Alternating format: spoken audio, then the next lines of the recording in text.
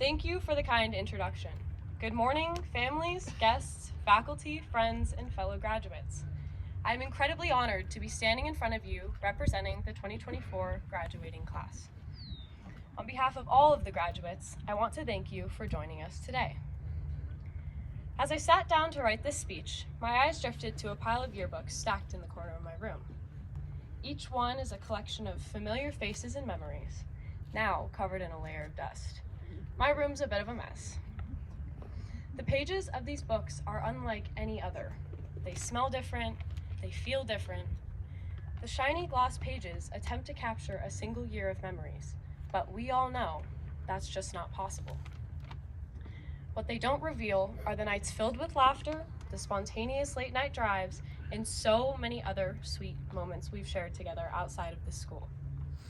This year, we received our very last high school yearbook, a last attempt to catalog a year of our lives together.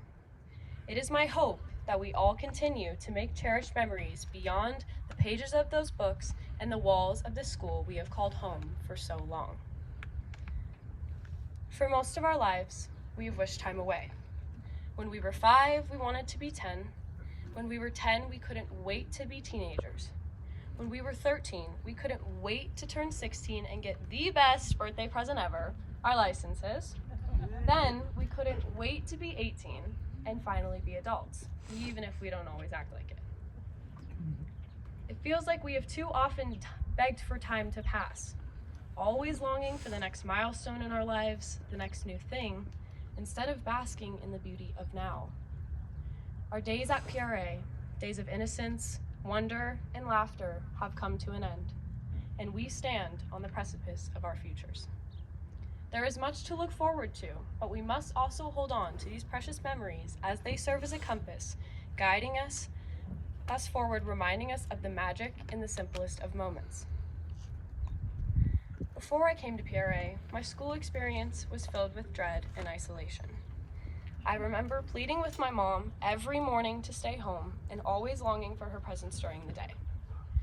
2 second-grade girls made it their mission to make showing up to school feel like an impossible task for me. My second-grade teacher's harsh demeanor only compounded my anxiety. It was during those trying times that I came to understand the contrast between being alone and being lonely. Being alone can be beautiful. It has a certain allure. It's a place we can find solace in our own thoughts and presence. On the other hand, loneliness is a weight externally imposed on us. I know this pressure because I would beg to call my mom from the classroom phone just for the simple, comforting reassurance of hearing her voice. Through the bullying and anxiety-filled days, my mom and grandma's support was unmatched. They began volunteering every Monday, which eased my mind and made the rest of the week bearable. They showed me the true power of community. Coming to PRA was transformative. Despite the more advanced curriculum, I found a sense of belonging that I had never known before. School became a place of warmth and acceptance rather than one of dread. One thing PRA did for me, did for all of us, was show us how meaningful seemingly mundane moments can be if you look at them the right way. To remind you all of some of the magical moments through our time at this school, I will take us back a couple years. We thought that middle school would be our first taste of freedom, but wow, were we wrong. We would test our luck by showing up in non-collared shirts with a hoodie over it and speed past Miss Puccio's class so she wouldn't catch us. And when we did eventually get caught, we were doomed to the foul, oversized brown collared shirt and forced to wear it with shame for the rest of the day. Though it was such an innocent punishment, in our eyes, it was the most embarrassing thing ever, because it never matched our pants. Then I remember the nurse having to call poison control after Reese Scalia was dared to drink Clorox. Adam, you still owe her the money. And then, on our last spring break in middle school, just before COVID began, someone unleashed the most horrific smell on planet Earth: bottled fart spray. And boy, did that stick. When I walk through those hallways 4 years later, the smell still haunts me. Maybe it's still lingering in the walls, or perhaps it's just the natural fragrance of teenagers who haven't yet discovered what deodorant is. We'll never know. What a sweet aroma. Reflecting on these hilarious memories brings joy to my heart, reminding me of the unique bond that our class has. But beside the laughter and mischief, there's also a profound sense of gratitude that I have for those who have shaped us into who we are today. A mother is a first friend and a best friend. When I look at my mom, I'm looking at the purest form of love I've ever known. There will never be words adequate enough to show my appreciation for all that you've done.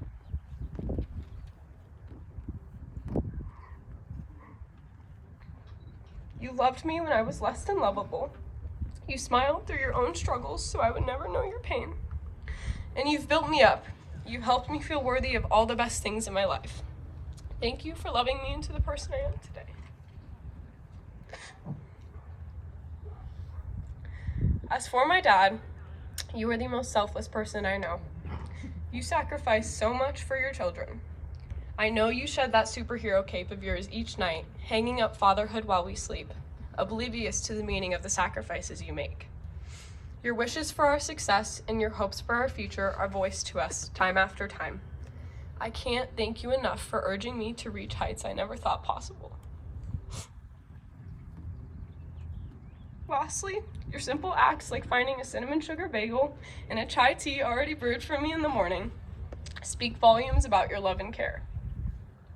You two are not just parents. You are beacons of strength and pillars of support, and I'm so proud to be your daughter. And since I'm kind of obligated to mention my brothers, here's my thanks to you. Sam, your unique personality and effortless drive to be different keeps me on my toes. Thanks for leaving such a good Rupsa reputation at the school for me.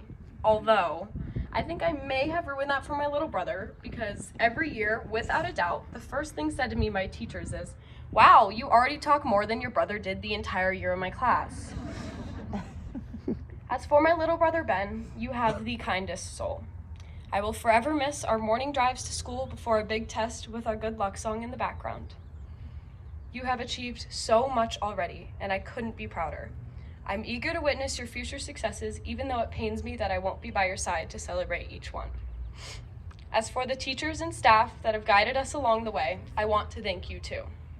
On behalf of all the students, we want to thank you for your commitment to nurturing us into academic, social, and ethical leaders. Your dedication has truly illuminated our paths. I cannot express enough gratitude for PRA's teachers and staff in preparing me for the next chapter of my life. Every day when I walk into that building, I know that every teacher sees us as individuals, not just a grade on paper. And for the teachers who have fostered even deeper bonds with us, you hold a very special place in our hearts and will forever have a lasting impact on our lives. I will never forget Miss Carlson dragging us in the wind and pouring rain to Ronda in our last day in Spain. Our umbrellas were snapping and folding inside of themselves, and we were all so ready to be done. But that woman's smile made it all worth it. Your passion for teaching and enthusiasm you've ingrained into us to appreciate such rich culture made that trip one of a kind. We love you. You never realize how important those people are until you're experiencing your lasts with them. As David Nichols states in the book One Day, they say live each day as if it's your last, but that's not all that practical. Better by far to be courageous and bold and to make a difference, not change the world, but the bit around you. Cherish your friends, stay true to your principles, live passionately, fully, and well, love and be loved. In other words, don't let the threat of a last moment be the reason you live so fully. As we move our tassels from right to left, it is crucial we soak in this moment. Reflect on the hard work that brought us here today. This is your day. Savor every second. Lastly, some things I want to leave you with. Live a life with failure. Live a life of uncertainty. Just live. You will find an improved quality of life once you stop waiting. waiting for people, waiting for the perfect time. Don't let procrastination be the enemy of your ambition, and don't let the fear of making mistakes halt the pursuit of your success. Observe, but don't absorb. Love, but don't depend. Want, but don't need. Feel, but don't obsess. Each challenge is an opportunity, each failure is a lesson, and each success is a stepping stone to a greater future.